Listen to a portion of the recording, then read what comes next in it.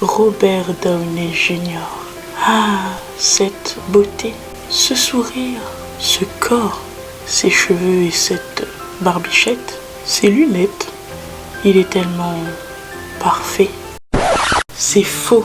Notre Robbie national, avant d'être Tony Stark, a fait quelques petites erreurs de parcours. Serait-ce à cause de Papounet, de la célébrité? What else?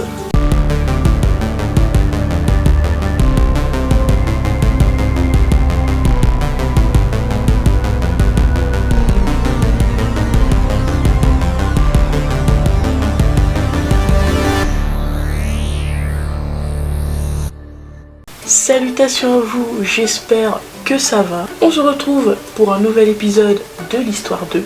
Nous allons parler de l'histoire du célèbre Robert Downey Jr. aka Tony Stark, la coqueluche de Marvel. Je tiens à dire que Robert Downey Jr. c'est l'un de mes acteurs préférés, que je ne fais pas cette vidéo en mal, je fais cette vidéo car son histoire m'a touché. Tout le monde fait des erreurs, et c'est en faisant des erreurs que l'on n'en fait plus. Ça rend philosophe, frère. Petit disclaimer, cette vidéo parlera de consommation de stupéfiants, d'alcool et autres trucs pas trop chrétiens. Du coup, si tu es mineur, ne regarde pas cette vidéo, s'il te plaît. Quitte-la. Allez, bye bye. Robert Downey Jr. est né le 4 avril 1965 à New York. Il a grandi dans une famille d'artistes. Il est le fruit de l'union de l'actrice Elsie Ann Ford et du réalisateur Robert Downey Sr. Il a une grande sœur, Allison Downey, née en 1963, qui est elle aussi actrice et écrivaine. Je tiens à dire que Allison ressemble plus à Robert Downey Jr. que Robert lui-même. Si vous pensez comme moi, écrivez what the fuck dans les commentaires. Enfant, il passe son temps à déménager un peu partout aux États-Unis avec ses parents et sa sœur. Son papa consommait pas mal de stupéfiants et ne buvait pas que de l'eau. Du coup, Robert Downey Jr., à l'âge de 8 ans, a commencé à boire du vin et à fumer des ouinges avec son daron. Son enfance, il l'a passée en faisant des castings et en tournant dans des films.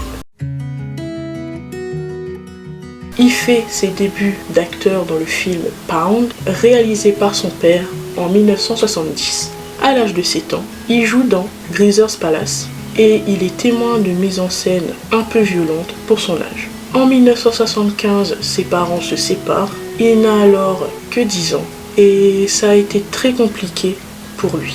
Quelques années plus tard, il joue dans des films pour adolescents, Weird Science en 1985 et Less Than Zero en 1987, tous deux réalisés par John Hughes.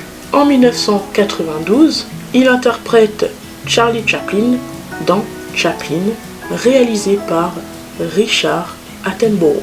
Il sera nominé pour l'Oscar du meilleur acteur et remportera un British Academy Film and Television Arts Award. C'est à partir de la moitié des années 90 que Robbie entame sa traversée du désert et cumule les ennuis. De 92 à 96, accumulant les petits rôles dans les films et dans les séries, il commence à boire très régulièrement et à sniffer de la dope. Et je parle bien évidemment pas du shampoing, ne pique pas les yeux, évite les nœuds. Ça c'était une blague de merde. En avril 96, il est arrêté pour excès de vitesse sur Hollywood Boulevard. Mais monsieur l'agent découvrira que notre petit Robbie a dans sa boîte à gants de l'héroïne, de la cocaïne et un Magnum 357 déchargé. Il est arrêté puis relâché. En mai de la même année, il est retrouvé endormi dans le lit d'un enfant chez un inconnu. Mais heureusement pour lui, l'enfant n'était pas là au moment des faits.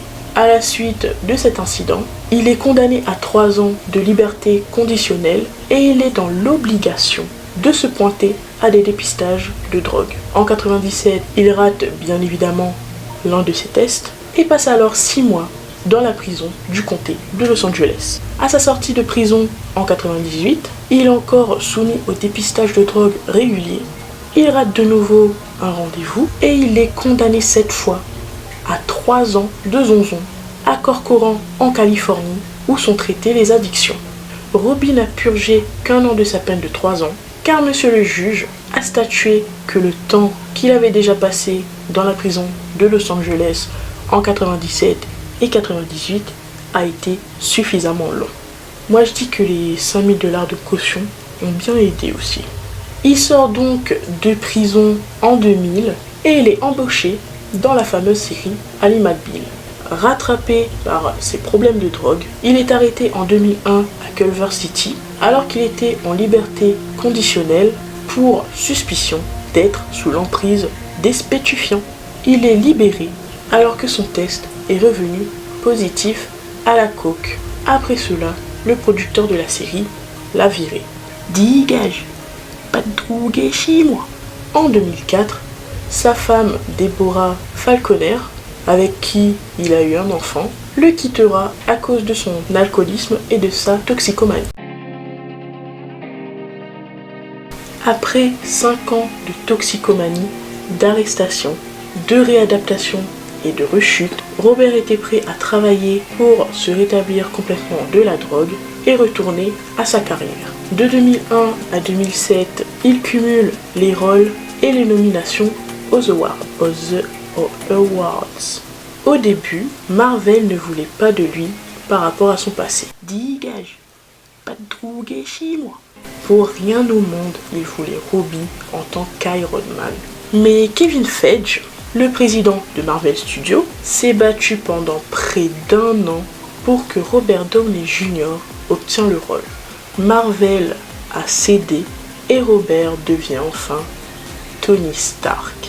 Iron Man 1 est un grand succès et il sera succédé du 2 qui sortira en 2010 et de Iron Man 3 qui sortira en 2013. Pendant ce temps-là, Robert sera le personnage principal dans de nombreux films, notamment mon préféré de tous, Sherlock Holmes 1 et 2. Ça fait des années que j'attends la suite.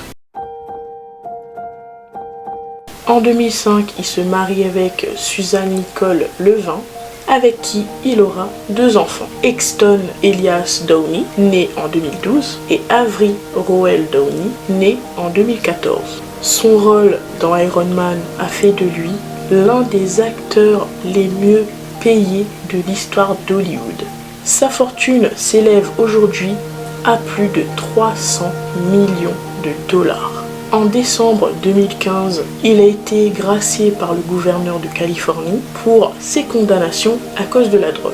Il est sobre depuis 2003, mais il a confié qu'il peut rechuter à n'importe quel moment et que ça lui fait peur. C'est ainsi que se termine l'histoire de Robert Downey Jr. En tout cas, j'espère que la vidéo vous a plu. On se donne rendez-vous jeudi 18h pour un nouveau thread d'horreur. Du coup, pour ne pas rater la vidéo, abonne-toi et active la petite cloche. Ça casse pas 3 pattes à la mère Michel et ça me soutient. Sur ce, peace and love et n'oublie jamais que quand tu es dans une mauvaise passe, tu dois te donner les moyens de la surmonter car tu ne peux compter que sur toi-même. His heart is cold, his lungs are blown, the string is last time back, the cloud is dead, his science is strong.